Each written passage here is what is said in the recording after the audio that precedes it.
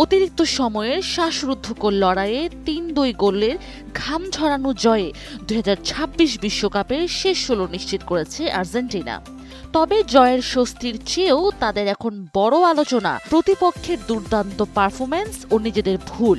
Match শেষে দলের কড়া আত্মসমালোচনা করার পাশাপাশি কেপ ভার্দের প্রশংসায় পঞ্চমুখ হয়েছেন অধিনায়ক লিওনেল মেসি।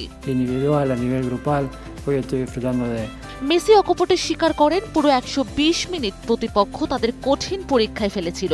তিনি বলেন, এমনি এই দল স্পেন ও উরুগুয়ের বিপক্ষে লড়েনি। নামের ভিত্তিতে বিচার করলেও আমরা জানতাম ম্যাচটি সহজ হবে না। এবারের বিশ্বকাপে বলে দিচ্ছে প্রতিটি লড়াই ঠিক কতটা জটিল।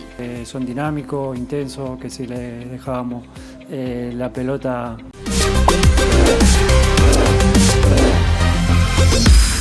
কৌশলগত ঘাটতি নিয়ে মহাতারকা জানান, আর্জেন্টিনা চেনা ছন্দে প্রেসিং করতে ব্যর্থ হয়েছে। মেসির ভাষ্যমতে ডিফেন্স ও সেন্টার ব্যাকের লাইনের দূরত্ব বেশি থাকায় আমরা সমন্বয়হীন হয়ে পড়েছিলাম। এমনকি বল ছাড়াও তারা আমাদের প্রচুর দৌড় করিয়েছে। প্রথম গোল পাওয়ার পরও অনবরত বল হারিয়ে দল ব্যাকফুটে চলে যায় বলে তিনি জানান। তবে এই সংকটের মাঝেও সেট পিস থেকে গোল পাওয়া এবং দলের শেষ পর্যন্ত লড়াই করার মানসিকতাকে ইতিবাচক দেখছেন মেসি।